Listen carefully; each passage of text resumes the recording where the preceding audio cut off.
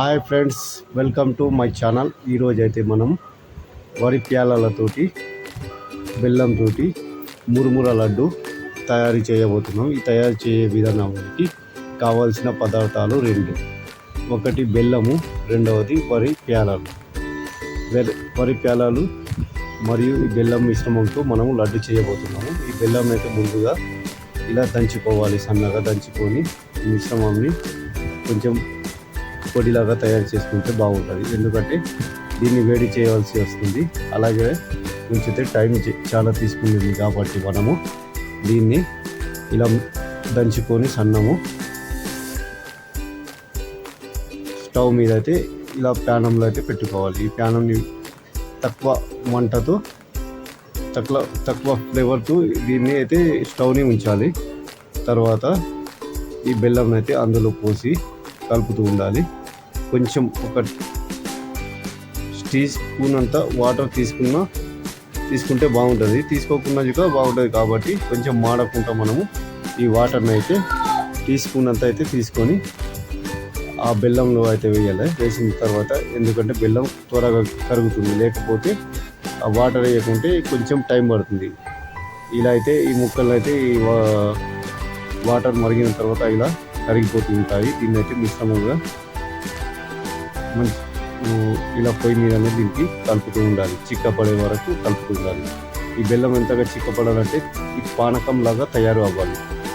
గట్టిగా మంచిగా ఉడికితే ఈ బెల్లం అనేది చూడండి ఇలా మరుగుతూ ఉంటే పానకం లాగా తయారైపోతుంది.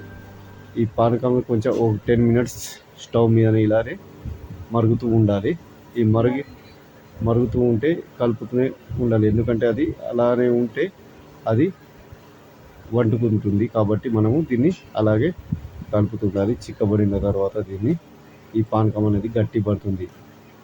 అప్పుడు మనం నిర్ధారణకు వచ్చి ఇది ఎంత చిక్కబడ్డదో చూసి తర్వాత మనం ఏం చేయాలంటే ఇలానే కలుపుతూ ఉండాలి. అప్పుడు మనకు ఈ పానకం అనేది మొత్తం వారకుండా చిక్కబడిన తర్వాత ఇందులో ఇలాగే మిశ్రమం చేస్తూ ఉండాలి. చూసారా ఫ్రెండ్స్, ఇలా అయితే మిశ్రమం చేస్తున్నాం మనము. ఈ మిశ్రమం చేసి తర్వాత దీనిలో వరి ప్యాలలు మురుమురాలు అయితే వేసి అలాగే స్టవ్ మీద కలుపుతూ ఉండాలి. స్టవ్ని మాత్రం ఆపేయాలి మురుమురలు వేసినప్పుడు. అలా కలిపితే మిశ్రమాన్ని మొత్తం మంచిగా మిశ్రమం చేసుకున్న తర్వాత గట్టిగా మొత్తం ఈ వరి ప్యాలలు మొత్తం ఆ మిశ్రమంలో మొత్తం కలిసిపోవాలి. కలిసిపోయినాక తర్వాత మనకైతే ఈ వరి ప్యాలలు అనేటివి ఇంకా మిశ్రమం అవుతున్నాయి. ఇవి లడ్డుకు అనుకూలంగా మారేంత వరకు ఇలా అయితే గరిటెతోటి గట్టిగా మనం తింపుతుండాలి. అప్పుడు మనకు ఈ వరి ప్యాలలు అయితే ఇప్పుడు మిశ్రంగా ఈ బెల్లం వరి ప్యాలలు మంచి మిశ్రమం అయిపోయింది. కాబట్టి దీనిని లడ్డూలు చేయడానికైతే ఇవి అనుకూలంగా ఉన్నాయి. ఈ లడ్డూలు ఎలా చేయాలంటే ఎంత సైజులో చేసుకోవాలో మనం చూసుకొని చేయాలి.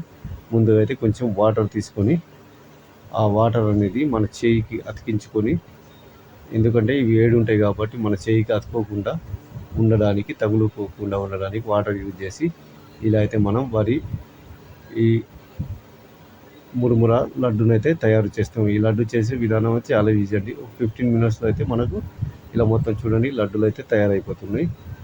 తొందరగా ఇవి వారకముందే మనం లడ్డూలు చుట్టేయాలి. అప్పుడు మనకు లడ్డూలు రెడీ అయిపోతున్నాయి.